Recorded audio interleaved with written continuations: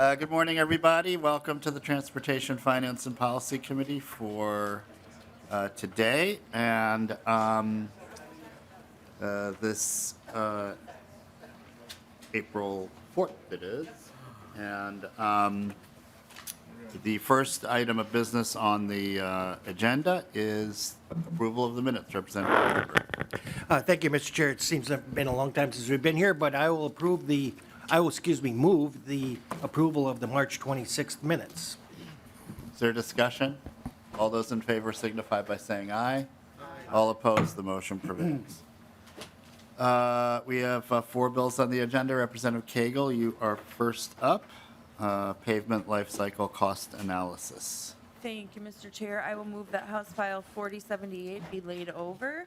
And what House File 4078 is another life cycle cost analysis when it comes to pavement. And so what we're just doing is making sure that we're doing a life cycle analysis for all substrates, products, cement, asphalt, all that stuff, comparing it and just trying to make the best choice possible when it comes to how we're building our roads and infrastructure. And so with that, I can turn it over to my testifier. Welcome to the committee. Please state your name for the record and proceed with your testimony. Yes, my name is Dan LeBeau. I'm the Executive Director with the Concrete Paving Association of Minnesota. Good morning, Mr. Chair and members of the committee. As I said, I'm a member of the Executive Director of the Concrete Paving Association of Minnesota, which represents contractors and material suppliers that produce and install the vast majority of concrete pavements in Minnesota. I'm here today in support of House File 4078, which updates the life cycle cost analysis statute, which guides MnDOT in its pavement selection process. Essentially, life cycle cost analysis is an economic analysis that considers many factors, including the costs over the entire life of the road, not just what it costs to build it on the front end. So with that, the legislation in front of you is an update to that statute. A little history on the statute. In 2009, the legislature passed the current LCCA law. The language was very general and did not specify how it was to be done or what factors were to be taken into consideration. Then in 2014, 10 years ago, the Office of the Legislative Auditor conducted an audit of the LCCA implementation, and the OLA recommended a number of improvements to the statute. In 2022, this legislation was introduced with the intent of incorporating virtually every recommendation the Legislative Auditor made in the 2014 law. So this updating is designed to fully account for all costs at the time of construction and throughout the life cycle of the roadway. In 2022, this legislation was agreed to by the conference committee co-chaired by Chair Hornstein and Senate Transportation Committee Chair Senator Newman. However, the session ended without a transportation bill being sent to the governor. This year, we are trying again with the hope that this legislation ultimately gets to the governor's desk. In conclusion, we appreciate the bipartisan support that we've received in our visits with committee members and want to thank Representative Koegel and Chair Hornstein for their hearing today. Thank you. Thank you very much. I have a question for the testifier. Yes. How does the current bill and some of the compromise discussions that you're having with the Asphalt Pavement Association differ from what Chair Newman and I discussed a couple years ago? Okay. Originally, I think the main point of contention on the bill relates to excess fuel consumption. So the bill actually requires MnDOT to conduct a life cycle cost analysis and incorporate in these user costs, because in different pavement types they can get different fuel economy, which, as we've mentioned before to Chair Newman, former Chair Newman and yourself, is essentially what it does is, different pavements get different fuel economy, and so essentially that has an economic variable that should be included. And the FHWA in their guidance specifically calls out to account for significant user costs, and on the high volume roadways in the state, that it does become significant. And really what it ends up doing is, we can actually, by taking that into account, we can potentially save fuel and also save costs to the traveling public. As we've mentioned, it's essentially a tax on the users of the roadway by any of that excess fuel. I hope that provision will remain in the bill. Okay, that's Anything else you'd like to add? I think the only thing I'd like to add is I think generally speaking, there's a lot of bipartisan support for this. A lot of it's good economic practice that's being incorporated. I hope everybody had a chance over the last couple of years to read that OLA report from 2014 because it was very thorough and it recommended a lot of changes. And further with that, it's, MnDOT obviously has had some changes over the years, and I think it just kind of got forgotten about, and it's a good time to bring these changes and make sure we're doing an economic analysis to benefit all the taxpayers. Thank you for your testimony. Thank you. Next, we have Abby Brydick from the Asphalt Pavement Association.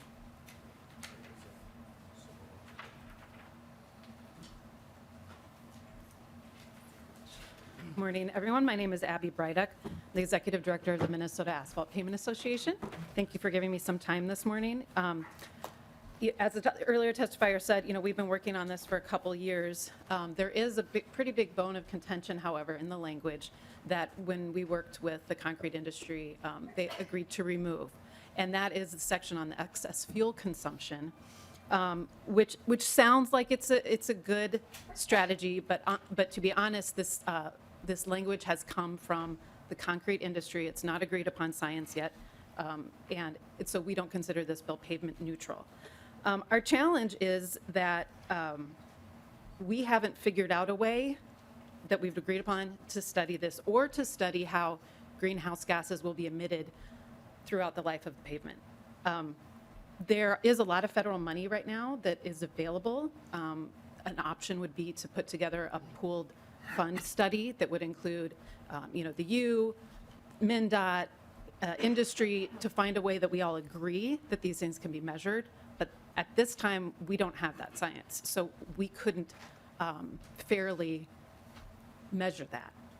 Another thing I visited with Representative Kraft on this bill is an LCCA bill, and an LCCA is meant to identify the cost of a project to the department. A measurement like excess fuel consumption is not a cost to the department, but it's a potential cost to the road user, first of all, and second of all, it's a greenhouse gas measure, which belongs in another interesting review called an LCA, life cycle assessment. Very similar, but they're different. So if we were to do this kind of a study, it should go in an LCA-related statute, not an LCCA-related statute. I think, there's also language about measuring greenhouse gases. Again, I don't know how MnDOT would do that yet. We're learning a lot about how to measure environmental impacts with the Green Procurement Task Force that's happening right now. These discussions are moving forward. While there are some things I think might help with communication and transparency with the department in this bill, I don't think it's ready for passage, and there isn't in its current form. Understanding greenhouse gas impacts for us is important, but it's a relatively new science that we all need to work together on figuring out. Thank you. Thank you. Finally, we have Kurt Turgeon from MnDOT.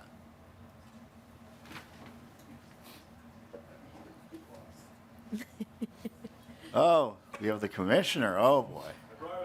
Oh, boy.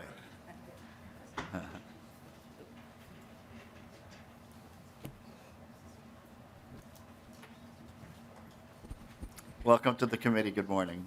Good morning, Mr. Chair and members of the committee. My name is Nancy Daubenberger, and honored to serve as the Commissioner of the Minnesota Department of Transportation. Thank you for the opportunity to testify on House File 4078 and provide comments. We have previously shared concerns with the proposed changes to the pavement life cycle cost analysis and welcome the opportunity to do so again. MnDOT's life cycle cost analysis was developed over many years using experience gained from past methods and the review of other state departments of transportation practices. The Federal Highway Administration guidance and academic papers, along with input from industry stakeholders, has been used to develop that process as well. The current process, based on substantial research and stakeholder input, allows MnDOT districts discretion to use an alternate bid process and select pavement types based on factors like constructability, type continuity, traffic control issues, and effects on businesses. Prioritizing long-term fixes could negatively impact local roads with lower traffic volumes. Requiring a long-term solution on all projects could mean that local roads with lower traffic volumes fall further into disrepair as short-term repaving projects are scrapped for longer-term fixes. As we've previously noted, our recommendation is to direct the department to work with stakeholders to study issues related to pavement selection, especially related to using the excess fuel consumption calculation, and report back to the legislature with consensus recommendations for changes to the process. Thank you for the opportunity to share MnDOT's concern with House File 4078, and my colleague Kurt Turgeon, our materials engineer, and myself stand for questions. Questions for MnDOT? I thought you'd have one, Representative Petersburg. Oh, well, thank you. I'm just want to clear, so you're recommending not approving this bill, is that correct? Is that your premise? Mr. Chair and Representative Petersburg, yes, that's correct. Our recommendation is to continue to work with industry on these items of concern and further develop our life cycle cost analysis process. Could I just Yeah. throw in some data on that? We have, based on, again, I'm Kurt Turgeon. I'm currently the Director of Office of Materials and Road Research. We are currently issuing an annual report on life cycle cost analysis to the legislature. We have been doing that for the last 6 years. I did a quick review of those, and over those years, we've done 199 LCCAs. Of those, about 190 are very clear cut, have a very clear winner. So as much as this appears to be adding precision to something, the results are very clear in the vast majority of the cases. The one thing where I think we can do better as an agency is when they are going to be close. We often will know that before we start, that we do those earlier in the process, and then we get that information out to both industries. When the result is close, that 1 out of 20 times, this is not the final answer, we do then go beyond the LCCA to pick the ultimate fix. So this is a piece of information. It is a way to compare 2 different or 3 different options. And when those options come in close, then we start looking at other things. But if the economics are show a very clear winner, which they do 19 out of 20 times, we go with that option.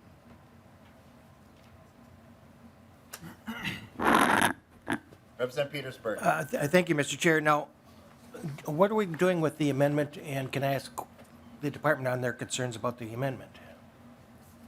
My understanding is we're not taking up the amendment today, and this bill is being laid over. Okay, all right, thank you. That was the question, because I saw that we had amendment dealing with some of the issues that you had as well, and so I was just curious about that piece. We'll talk about that some other time, I'm guessing. I'll leave my rest of my comments till when we get to the final bill, unless that's where we're at now. Yes, there's work to be done on this, and so it's unclear, Well, to Petersburg, what the final, what we'll do in Markup. well, thank you. Then if, for final comments, Mr. Chair, I would just say, it doesn't appear like we have an agreement on the 2 parties that are really in competition with each other here, and so it seems like there is still some work to do, and so I think laying it over is probably a prudent. Oh, yeah, the plan is to lay it over. I don't know if Thank that you. was the motion, but I think it was the motion. But that is the situation. It's an important issue. It deserves an annual hearing. If we can figure this out, all the better, but I agree with Representative Petersburg's assessment. Yes, Representative Wilson. Thank you, Mr. Chair.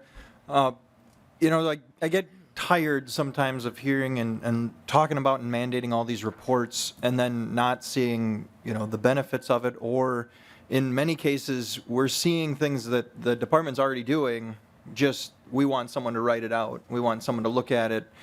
type it all up into a really long document that many legislators don't actually read. In a previous committee, we had a report that was 18 pages and cost $50,000 and provided us with nothing. Literally nothing. I could have stood at a dartboard and thrown a dart at it, and it would have gotten closer to a cost analysis than what this report actually did. It cost something like $3,300 per page for nothing. So my question to the department is, looking at this bill, taking out maybe the cost analysis for the fuel usage, how much of this is already potentially being done? You're looking at it, you told us that you're looking at the costs of what it takes to build a good road, to make it as long as possible. I have concerns that sometimes, in some instances, our district engineers are choosing to go for more miles than life of miles. I do have serious concerns about that. But as you're going through this, give me a percentage. Are we doing, without the fuel consumption aspect of this study, are we doing 75% of this already, just not typing it up? Where are we at? Well, Mr. Chair, Representative, there are some details in here that basically, I don't know that they add value, in my opinion. Again, we're making a comparison. So if you add costs to both sides, and the comparison probably isn't going to change 19 out of 20 times. And that 1 out of 20 times, if we add some of these things, some of these, what I would prefer to call minor details, if you add those things in, that 1 out of 20 times will still come out close, and we will still relook at that and say, okay, we have a close race here. These are two very close competitive options. What other things should we be thinking about? So adding these things doesn't change the process, and it probably, in my opinion, probably would never change the outcome. And that's what we're trying to get to, is the least amount of effort to the right outcome. So adding these details just wouldn't change the outcome. Thank you very much. Any other questions? Thank you for your testimony. And Representative Koegel, do you have any final thoughts? Well, thank you, Mr. Chair, and members. You know how I love analogies, and so I had gone through the performance measures and the life cycle analysis reports that MnDOT did put out, and I think it's exactly what Representative Olson said, is that we're looking at miles versus how do we, instead of our return on the investment. And so that's really, what and I've been kind of hounding this for a while about the return on investment, but I just keep thinking about, like, a neighborhood gets hit by hail, and then the roofers go and do like one shingle at a time on each house, so that they can spread it out. And it just, I want to see these projects fixed. I want to see our trunk highways, and this only applies to trunk highways. I want to make sure that they're built right the first time, and that we're not coming back in 10 years and patching it. We've seen what happens. I don't know how many people take Pennsylvania Avenue to get out of here, but last year that road was atrocious. We're lucky we don't have the pothole season we had last year, but I really think that this is important, that we start looking at the holistic impacts of these decisions, and making sure that we do a fix it. We're looking at the materials and fixing it first the right way, so that we can do more projects down the road, because we're saving money on those constant fixes. So with that, Mr. Chair, I will renew my motion that House File 4078 be laid over. And I promise I will continue working on this. And we've had really good discussions with with pretty much all the players. So I think we will be able to get to a place where we will have hopefully consensus. So, I wish you luck. thank you. And with that, this bill is laid over. House File 4078 is laid over. Representative Brand is occupied in another committee now, so we will hear 4872 when he returns. So we'll now revert to House File 4627, Representative Sencer-Mura.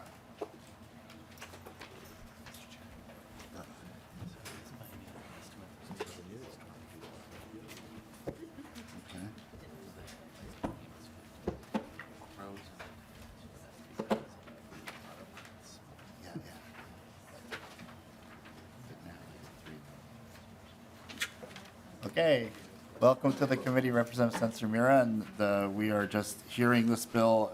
We are not taking official action, but wanted to make sure that this issue is raised and would ask you to proceed with your testimony. Thank you, Chair Hornstein. Thank you, committee members. So I think most of us would remember that earlier this session, we had a very powerful hearing about the work that MnDOT is doing on Rethinking 94. We heard really powerful testimony from community members who talked about the harmful impacts that highways have had on various communities throughout the Twin Cities, throughout our state. And in relation to that, community members, a coalition of organizations, has come together to propose a potential solution, a tool that MnDOT could have in their toolbox to ensure that we are building differently, that we are building our streets, our highways differently moving forward.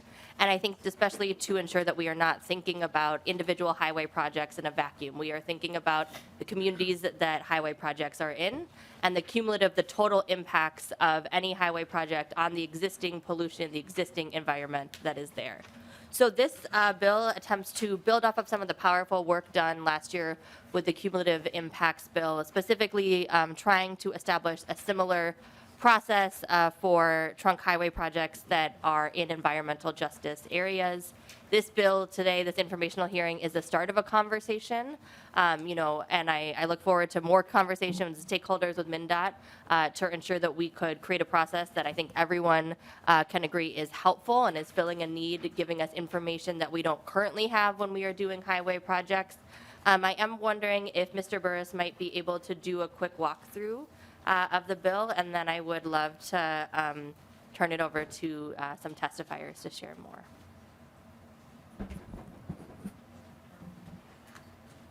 Yeah, a quick walk.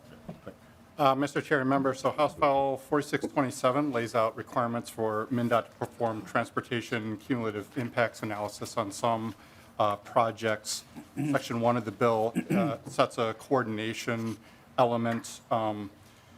Broadly, the approach that is directed for MnDOT to undertake in performing the analysis ties to requirements that are set for PCA. And they're in the process of putting together administrative rules on something that's fairly parallel on cumulative impacts prior to issuance of site permits. And the coordination requirement in Section 1 relates to those administrative rules tying to the process that MnDOT is directed to put together. Section 2 lays out the core analysis. The key to this is somewhat parallel to the transportation greenhouse gas emissions provision that was enacted by the legislature last year. Kind of a similar layout where the department is directed in some cases to perform an analysis and only add projects to the state work plan, and similarly to transportation improvement programs developed by metropolitan planning organizations. If the results of the analysis identify that there are substantial environmental or health impacts to environmental justice areas. So broadly, the requirements lay out the direction to perform the analysis and then a series of elements that MnDOT needs to put together in the course of setting up the analysis. And that direction is around benchmarks, how the analysis performed, the conditions and criteria, procedures for submission of petitions that can trigger the analysis. There's some requirements on the public meeting process, and then there's a mechanism for community benefit agreements when there are harms identified or substantial adverse impacts identified, and that would be an agreement between MnDOT and a local unit of government that has jurisdiction in the environmental justice area. And then there are mitigation actions that are authorized that hook to the greenhouse gas emissions provisions from last year. So it's sort of a build on with similar mitigation actions that can potentially be performed as an offset, more or less, to the environmental adverse impacts that are identified. Thank you. Any other comments you have, Representative Sencer-Mura? No, I would like to now bring up my testifiers. Okay. David Mulla, Sandy Hunter, Crystal Alencar. And if the testifiers could keep it relatively brief, a couple minutes, that would be good. Mr. Chair, while Yeah. they're talking, could I just ask a quick question? Would this then usurp or replace all the other project selection processes we have, such as Court of Commerce? And Mr. Burris maybe know that. Mr. Chair, Representative Petersburg, I would describe it as another element in the project development process where an analysis would need to be performed as part of the project development. Additionally. Please state your name for the record, and again, if you could keep your testimony to about 2 minutes, that would be helpful. Representative Hornstein, thank you for your attention to this important bill, which seeks to address cumulative impacts of trunk highway projects like the Rethinking Rondo, the Highway 94-252 expansion. I live in Brooklyn Center, Minnesota, 2 blocks from Highway 252.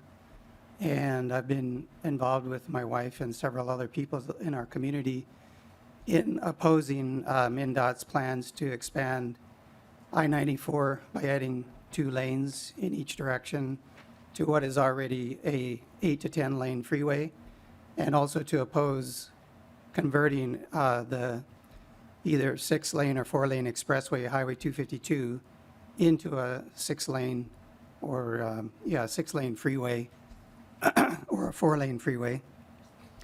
And our opposition is based on the fact that converting these areas to freeways, expanding the freeways, will double the traffic going through BIPOC communities that have, around 60% minority populations, which are highly vulnerable to air pollution.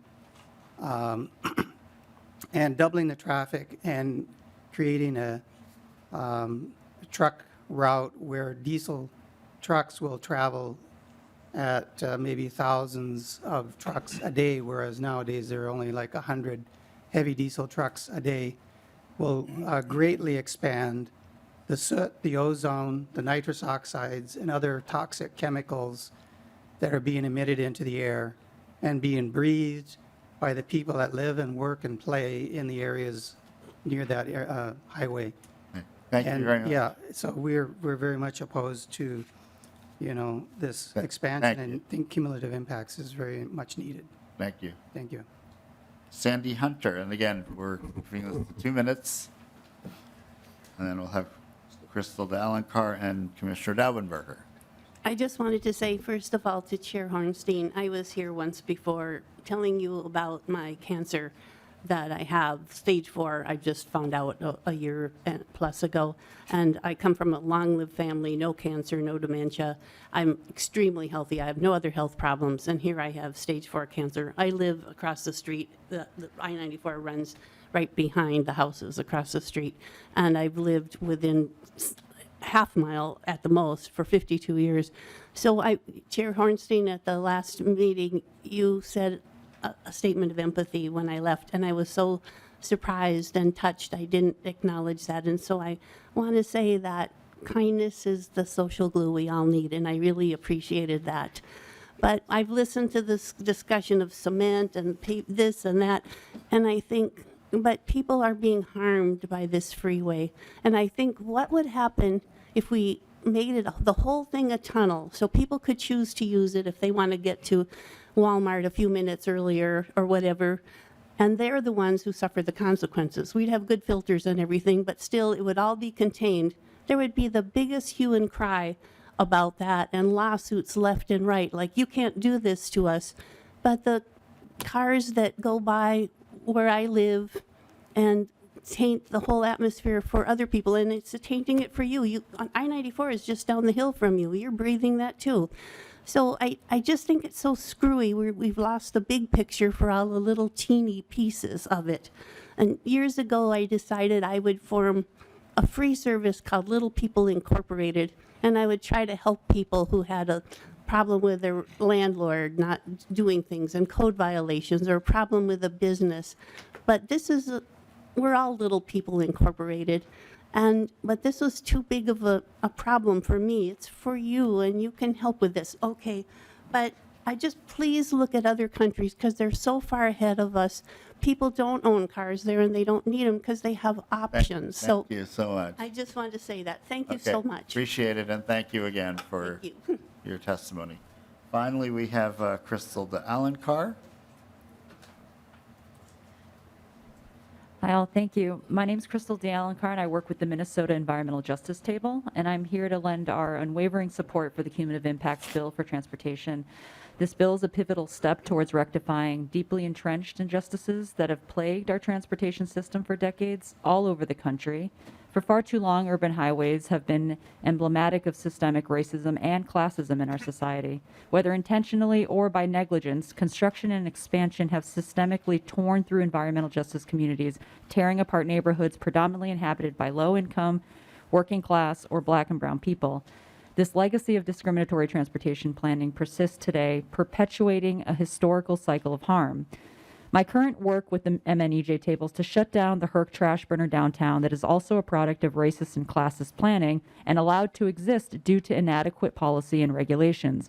Regulations and permits that are typically decades behind the research and science and take precautionary and preventative measures last into account. In fact, by today's nitrogen oxide standards, the Herc could not be built. Environmental justice embodies the fundamental principle that every individual, regardless of race or socioeconomic status, has the right to live in a clean and healthy environment. Yet the reality is starkly different. Our frontline communities bear the brunt of the detrimental health impacts inflicted by highways. The toll of these injustices cannot be overstated as they reverberate through generations, undermining the well-being and prosperity of entire communities. The passage of the Cumulative Impacts Law for highways signifies our collective commitment to prioritizing public health, environmental justice, and racial and class equity in transportation planning. Do not let this be yet another case where years of toxic emissions perpetuate, harmful projects get approved, only for a decade from now the policy catches up to what we've known all along, that frontline communities suffered and died due to inadequate standards. Moreover, the significance of this legislation is amplified by the recent enactment of the Cumulative Impacts Bill for permitted facilities, passing only in 2023. The parallels between these bills are unmistakable, as they both aim to safeguard vulnerable communities from the insidious effects of environmental degradation and systemic inequalities. In conclusion, I implore each of you to recognize the urgency of this moment and seize the opportunity to enact long overdue protections for our most vulnerable communities. Thank you all. so much. And now we have Commissioner Daubenberger, and then we'll hear from Representative Brand on his bill. Commissioner.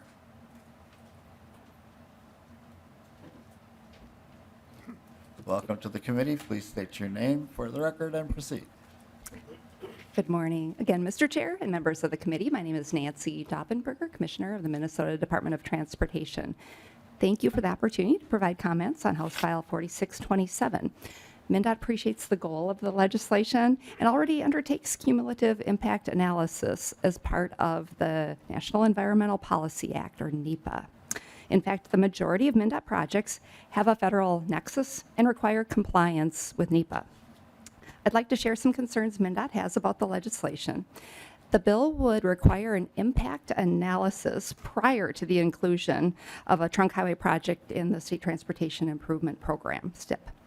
At that point, an environmental review process typically would not have begun. Projects must be fiscally constrained, which includes being included in the STIP before the federal environmental review process can begin to comply with NEPA.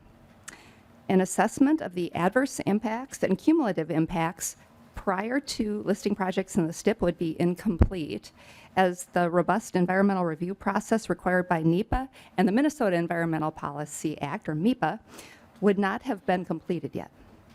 A key component of NEPA is to not predetermine outcomes before the NEPA environmental review process is complete. It would not be possible to conduct an impact analysis without being able to identify the preferred alternative of a proposed project, which must happen as part of the NEPA process and at about 30% design when enough details are known about an alternative in order to be analyzed. Please see the graphic or the handout that was provided that has a graphic showing alternatives and how we funnel down alternatives as we move through the process. An assessment of impacts and resulting mitigations can't happen until a preferred alternative is identified and the true impacts of a project are known. So because this legislation would require us to identify alternatives too early and discarding alternatives in the planning phase, we would be predetermining the outcomes of the environmental process. NEPA requires considering all reasonable alternatives equally before discarding. They all need to go through the process, and we need to demonstrate why an alternative needs to be taken off the table as part of that process. This could mean any project could be delayed, or we could potentially be left with no alternatives due to the NEPA process being out of compliance. So cumulative effects include more than just air quality. It includes things like water quality, noise levels, and livability effects like walking and biking. The environmental justice definition in the bill differs from the federal definition. Environmental justice per the Federal Highway Administration means identifying and addressing disproportionately high and adverse effects of the agency's programs, policies, and activities on minority populations and low-income populations to achieve an equitable distribution of benefits and burdens. So potential impacts if this bill would become law, it could put MnDOT out of compliance with the federal law, jeopardize federal funding on projects, and again, delay projects too. Federal funds make up about 55% of our state road construction program, closer to 65% now with one-time programs through IIJA. And of course, if you add the Blatnick Bridge grant that we just got, that grant is about the amount of federal core program funding we get in a year. So also the Corridors of Commerce program that was brought up, those projects need to go through the NEPA process, and being out of compliance with NEPA could jeopardize funding for those projects as well. So thank you again for your time and for considering our remarks. I stand for questions. Questions for the commissioner? Representative Kraft. Thank you, Mr. Chair. Commissioner Daubenberger, good to see you here. Just a few things. When you talk about preferred alternatives, what, does that mean like alternative routes that you're considering at that point in the process? Mr. Chair, Representative Kraft, when we talk about alternatives, it's different project proposals that would be considered. So it's not necessarily different routes, but for a large project, if there are realignments considered, those would be within different alternatives. But different alternatives would normally just constitute different proposals that would be considered for a project. I have a follow-up, and Representative Kraft, if you could speak on the mic. Yeah, sorry. Representative Norris helped me there. Thank you, Mr. Chair, Commissioner. So let's say there's a situation where there's an analysis done and you determine that there are significant cumulative impacts on the community where a proposed highway or expansion is going to go through. I understand in this legislation that then there would be a requirement to make some changes and adoptions. So, and I understand your point too, that it's at odds with NEPA. So let's say that happens in the time frame you're talking about after it's in the STIP. How do you adjust for those impacts? I'm wondering, like, I get your point. I'm wondering, is it too late at that point to adjust to those impacts or not? Proceed, Commissioner. Mr. Chair, Representative Kraft, thank you for that question. Yes, when a project is in the STIP, it goes through the environmental process in which we identified a preferred alternative. And I should have mentioned on your last question, one alternative that is always considered is our no-build, do nothing alternative. So just want to be clear about that. That goes through the process as well. As we are analyzing what's starting to emerge as a preferred alternative, we look at social, economic, and environmental impacts. And as we are looking at those, and we look at those with other alternatives too, but when we're getting to a preferred, if we're assessing it and the impacts are too great, that would back us up in the process to consider other alternatives, including the no-build too. Thank you, Representative Kraft. Any other questions? Okay, well, final comments, Representative Sencer-Mura. Thank you so much to the testifiers for sharing their stories. Thank you, Chair Hornstein, for allowing this informational hearing. I think there will be lots of continued conversations. What I would say is that I respect the deep process that MnDOT has, and I know that we have seen throughout history, and we have seen for some current projects that we get to the end, and then we do have significant concerns about the environmental impacts, the cumulative impacts specifically on communities of color, on low-income communities. And so I think we need all the tools in our toolbox to make sure that we are designing roads for the future that will benefit all of our communities. And so I look forward to continued discussion about this potential tool. Thank you. Thank you, Representative Sencer-Mura. And Representative Brand has joined us now, and he is headed to the dais. I will move that House File 4872 be laid over for possible inclusion in a transportation finance omnibus bill. And just before we get into the discussion here, the reason that this bill is before us is that in the finance bill last year, for the very first time, we have a ongoing line item for small cities. This is just something that has been vexing for many, many years, probably even longer than the asphalt concrete discussion. And so, what we had done previously is sort of limp along and have some general fund money here, some general fund money there. It would vary. And now we have a consistent pool. In the next biennium, 24-25, we'll have $24.3 million. In 26-27, we'll have $50 million a year going to small cities. The problem is that in this first year, we need to make up some money. And Mr. O'Rourke has been clear on that. Others have been clear on that. And so one of my goals in our finance bill is to figure out ways in which we can make sure that here in this first go-round, small cities can partake in some of our transportation needs. So that's the goal. So, the good news, amazing amounts of money coming in shortly because of our work last year. But again, there's a gap that has to be filled in the very, very short term. And that's why we have this bill before us. So, Representative Brandt. Thank you, Mr. Chair. Thank you, members of the committee, for hearing this legislation today. Last year's enactment of the 50-cent... Oh, excuse me. Those were biennial figures that I had mentioned. Sorry. Yep. Last year's enactment of the 50-cent retail delivery fee was intended to support the maintenance of our state's roads, with nearly 27% the proceeds dedicated to small cities assistance account. Unfortunately, a creative interpretation of the statute by the executive branch has pushed the enactment date of the fee from January 1st back to July 1st. This has led to a shortfall in funding from the small cities assistance account. We're talking about 700 cities in the state of Minnesota with a population of 5,000 or less for the purposes of the construction and maintenance of roads and bridges located within or at least partially within a city. Most of these cities do not have a tax base that can 100% foot their bills. I want to draw attention before I turn it over to my testifiers that there is a number of strong pieces of literature here for you to read from the Coalition of Greater Minnesota Cities, Metro Cities, and Minnesota Small Cities, with a list of the actual small cities across our state. I represent 4 of these small communities in that list of 700.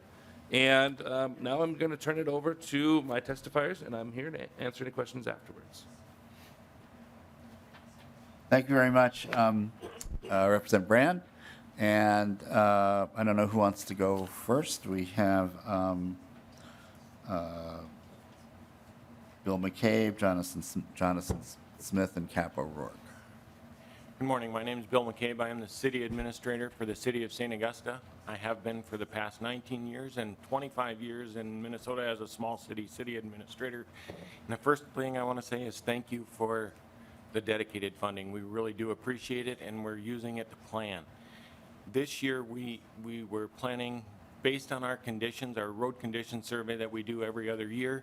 We were starting to plan and counting on that first year's money to come into the plan.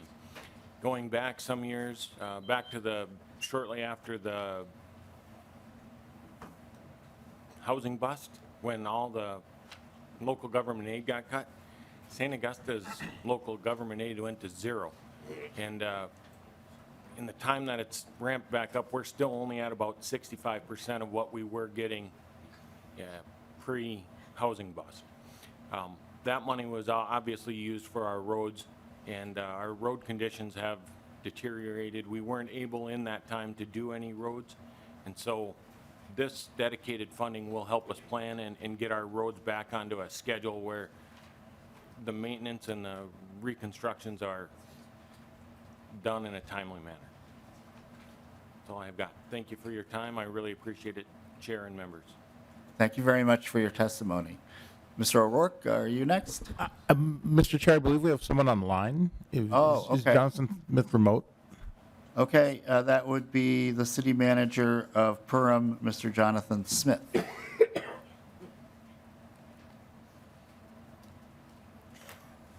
Mr. Smith able to join us? He said he was in the Zoom. Okay, that would Here he is. The city manager of Perham, Mr. Jonathan Smith. Good morning, Mr. Chair and committee members. Hopefully you can hear me. Need to get a box out of your face. But here he is. Okay. But we can hear you, and we can see most of you. Good morning, Mr. Chair and committee members. Hopefully you can hear me. Yes. All right. Well, I'm gonna go. I think we got good sound. Sorry for the not being present. I love traveling down to St. Paul, and I was thinking about that trip and the state highways, county highways that obviously received that state aid and that funding on my trip down. But it's really important, those off stretches, right? We've talked about that last mile. And again, that dedicated funding is extremely important. And I think, thank you, Mr. Chair, and other committee members that were part of that. We're super excited about that. We're excited in anticipation for that planning, as Mr. McCabe said as well. Looking at this year's funding, although you look through those small cities and those dollar amounts, they may not seem significant, but they're very important to us. They allow us to do again, that annual maintenance that's needed, so we don't have to go through those full reconstructs and those very costly projects, which we end up typically assessing to those property owners. So this saves on that dramatically, and we're just very appreciative again for that dedicated funding. We know this little snafu that happened, so we're very much in support of House File 4872. And we just hopefully you support that as well and understand the situation that we're in, and we're thankful for all the support that we've had. Thank you so much for your testimony and for joining us remotely. And now, the main attraction, Cap O'Rourke. Mr. Chair, members, thank you. My name is Cap O'Rourke. I'm the Executive Director of Minnesota Association of Small Cities. We advocate on behalf of the over 700 cities with populations under 5,000. So to be clear, first of all, I do want to thank you for the efforts of last session. We were excited to get ongoing, dedicated, and growing funds for Minnesota small cities. As you recall, the money that we were getting last year was part of both the new delivery fee, and it was also going to get portion of the auto parts sales tax. Historically, this fund has always gotten one-time appropriation, to which we give the Department of Transportation. The Department of Transportation makes an assessment based on lane miles, and then they put out the per city calculations. We get paid in July and December along with our LGA payments, and it is a very simple process. What happened last year, because there's revenue, at some point the agency decided that they wanted to collect the revenue before they dispersed the revenue. So if you were going to pay small cities in fiscal year 24, then we should have gotten a check in July and we should have gotten a check in December. Those did not happen, and our next check is not coming until next July, which will be fiscal year 25. So there was this ongoing debate as I kept posing questions to the Department of Transportation. What the result is there's a 1-year lag. So while we were supposed to, in the bill that was passed last year, get $3 million in fiscal year 24 and $19.9 million in fiscal year 25, the new calculations are we are going to get $2.5 million in fiscal year $0 in fiscal year 24 and $2.5 million in fiscal year 25. And then at some point that revenue in the next biennium will pick up. Our cities were expecting these monies. They had started to plan for these monies. If you look at the on this sheet, the attachment is from the run is from MnDOT, and this is what cities will get with $2.5 million. The big winners in this are getting $10,000. As we all know in transportation, $10,000 doesn't buy you a whole lot of much in transportation. If we were to get the full amount in the biennium, the big winners are still only getting 90. I think there may be one city over 100,000 based on estimates. Even that, as we all know, is not going to pave your streets with gold. So the fact that we have had this huge setback is really concerning for our cities. This bill would do one-time funding. Another key component in this bill is that we put, rather than split out this fiscal year 25 appropriation into two payments, one in July and one in December, we would put this whole entire one-time appropriation into the payment of July so that the cities can use it in their calendar year 24, which is when they had been planning to use this moving forward. We thank you for your creativity and looking for a solution on this issue. Thank you, Mr. O'Rourke. Questions? Representative Petersburg. Questions of you, Mr. Chair. Understanding that you have a $2 million target, and this is $25 million here and included, and I strongly encourage you to include whatever you can here. Are there other ways in which we could find the rest of it, or are we limited to the $2 million? We're not limited to the $2 million, and I think we have some ideas about. Oh, that's great. Thank you.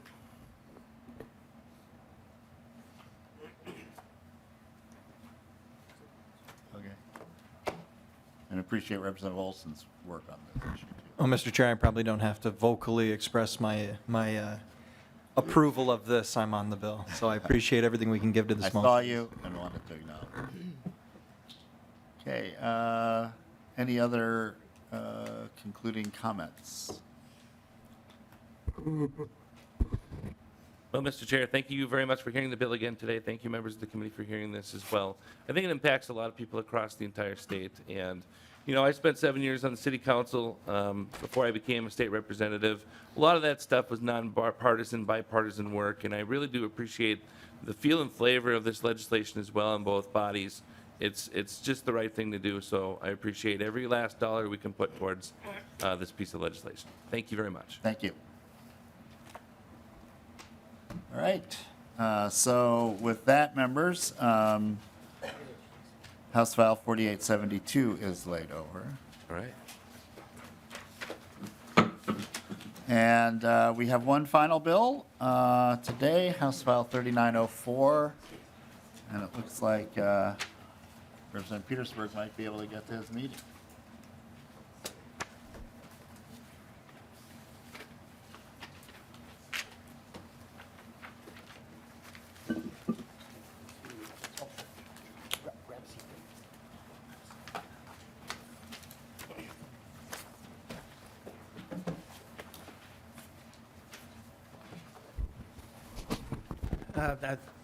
Thank you, Mr. Chair. I know that you're going to be laying this bill over, so I just wanted to introduce. Yeah, so the formal motion would be that House File 3904, Chief Author Swedzinski, be laid over for possible inclusion in it. Thank you, and I'm filling in for him. He was unable to be here today, but I have testifiers here that will talk about the mayor that actually died in Washington, D.C., promoting transportation. He's a big promoter of transportation, so I'll, without further ado, let the testifiers talk. Welcome to the committee. Please state your name for the record and proceed with your testimony. Thank you, Mr. Chair. I appreciate you being able to hear me this morning and the committee members. I'm Randy Maluchnik. I'm president of the Southwest Corridor Transportation Coalition. I have a letter to submit to the record, and then I want to just shorten in summary that the good mayor, Smiglewski, spent over 4 decades advocating for Highway 212. 3 of those decades I worked with him personally, first as a congressional staffer, then as an elected county commissioner. Dave traveled on Highway 212, which he thought was very inadequate, and I agreed with him, to attend meetings at least quarterly and all kinds of weather. We really appreciated that, that he was able to do that. Again, the work being done on 212 is in the metro area for the most part, and he traveled all the way from Granite Falls to do that. Speaking about his last day performing as a public official, there's no finer public servant than Dave was. That day we were on the Hill. He worked all day, walked the halls of Congress. Many of you have done that. You know what kind of effort that takes. He, after the day, as we headed down to have dinner, he was very encouraged by the meeting with Congresswoman Benson. He thought that went really well, and he was very happy. We were having dinner when the episode occurred, and then he was transported to the hospital, and of course, then while that hospitalization, he left this world, and we miss him a great deal. So he was a friend, a mentor, all those years, and I respectfully request that you support House File 3904. Thank you, Mr. Chairman and members. Thank you very much for your testimony and for all of your work in transportation. Thank you, Mr. Chairman. Leader Seifert. I'm always going to call you Leader Seifert. Mr. Chairman, you always make me smile. And I'm so sad to hear you're retiring. Yeah. Representative Nelson, the only people in the room who ever served with me, I think, that are around the table anymore, that remember when I was in the legislature. Well, Aaron Anderson, you were our page, weren't you? Yes. So, Mr. Chairman, thank you for having me today. Marty Seifert. This was a brainchild of mine. Dave Smiglewski was a constituent of mine at one time when I had Yellow Medicine County. Was appointed to the city council at the age of 26 in 1979. Served over 40 years in city government through 2 floods, a tornado, the loss of their largest business. Lobbied tirelessly for transportation, and as Randy mentioned, died literally lobbying for transportation in Washington, D.C. He was really, I think, the epitome of a nonpartisan, bipartisan mayor, which, as we know, is the type of public servant that we all want. We do have non-state sources for this. There is no fiscal note on this bill. I know the other body is dual tracking it for a potential bill signing ceremony and putting it on the register and in the omnibus bill, but however you want to handle it, Mr. Chair, we're certainly deferential to that. Mr. Smiglewski was instrumental in getting the Kilowatt Community Center built, supported the development of the ethanol plant after their elevator was destroyed in the tornado, and I think I would just sum it up that he was a very genuine guy in an increasingly disingenuous world, and always optimistic for our future. So I would ask for you to support this bill. Okay, thank you very much for that reminiscence and your service, Representative Seifert. Representative Petersburg. I just thank you for it, and I ask for your support, and thank you for holding this over. Oh, Representative Brand. Thank you very much, Mr. Chair. And I just wanted to say quickly how happy I am to hear of this legislation. I signed on to it as soon as I saw it being introduced. As I said in the previous testimony that I had on the stand there, I was a city council member for 7 years, and of those 7 years, 6 of which I was a board member of the Coalition of Greater Minnesota Cities. And I will tell you that Mr. Smiglewski, former Mayor Smiglewski, made a big impact on my life. And I appreciate the opportunity to honor him by signing on to this bill, and hopefully we can get this one passed as well. Everything that was said is absolutely entirely true, and more. He was just a wonderful guy, very warm, very caring. He spent a lot of time with younger members of the coalition to make sure that they understood how important the job was and how important it was for their communities. And so just wanted to say that, and thank you very much. Thank you, Representative Brand. Any concluding comments?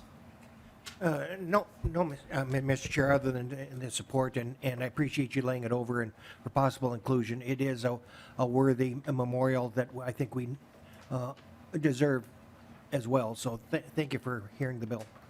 Appreciate it. And with that, House File 3904 is laid over for possible inclusion. Okay, members, that concludes our agenda for today. We still have a number of late-breaking bills coming in that we will be hearing next week, and we'll hopefully get through our agenda next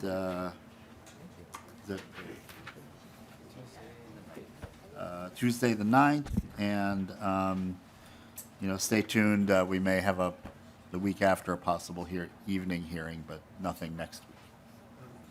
Thursday we're off, is that right? Correct. Thursday is, we were off for Eid, so we only have one meeting next week, Tuesday, and a number of important bills on the agenda that day. So, and will be posted shortly. So with that, members, we are adjourned.